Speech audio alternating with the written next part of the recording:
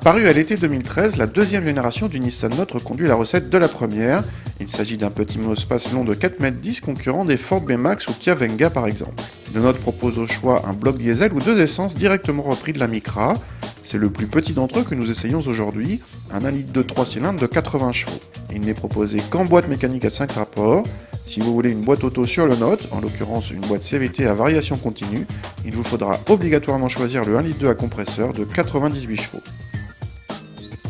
Le conducteur est accueilli à l'avant par une planche de bord pas très flatteuse à cause de ses plastiques, même si le noir laqué de la console centrale rehausse l'aspect qualitatif. L'un des points forts vient de l'équipement avec un GPS connecté qui permet de planifier des itinéraires depuis chez soi par exemple. L'avertisseur de franchissement de ligne ou la surveillance des angles morts sont en option.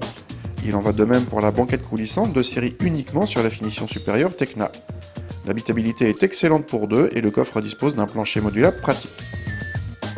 Sur la route, la sonorité du 3 cylindres typique se reconnaît rapidement mais reste plutôt discrète sauf à monter dans les tours, ce que vous ferez sans doute de temps en temps car le moteur manque de souplesse. La commande de boîte est rapide mais pas très précise, les performances sont quelconques et vous aurez du mal à maintenir le 130 en montée sur autoroute, surtout en charge. Le filtrage des suspensions s'avère prévenant pour vos fessiers mais la voiture manque en contrepartie totalement de dynamisme, le plaisir de conduite est absent mais ce n'est pas ce qu'on lui demande.